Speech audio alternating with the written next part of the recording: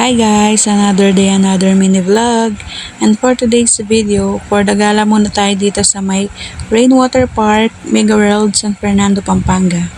At dahil napadaan nga tayo dito sa may Mega World, kaya naman for the quick tour tayo dito sa may Rainwater Park, Mega World.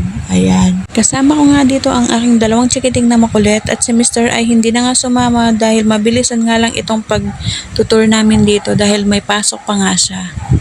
For the video nga lang ako dito dahil gusto ko nga lang ipakita sa inyo kung gaano nga kaganda dito sa may Rainwater Park.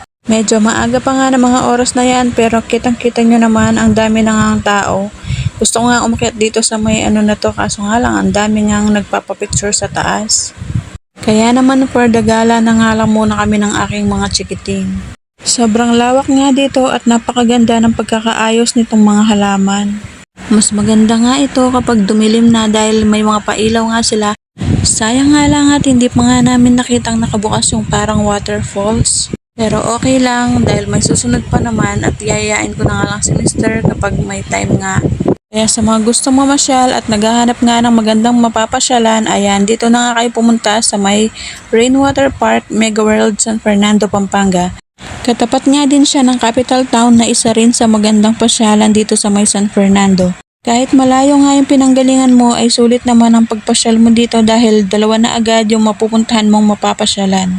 Tuwang-tuwa nga itong aking dalawang chikiting kaya ayan panay nga ang takbo.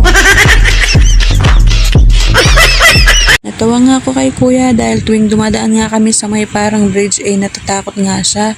Baka daw nga maputol yung bridge at mahulog kami sa may tubig.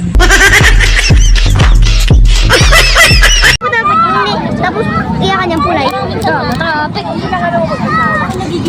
Traffic. Sabay. Gamba-gamba sa amay.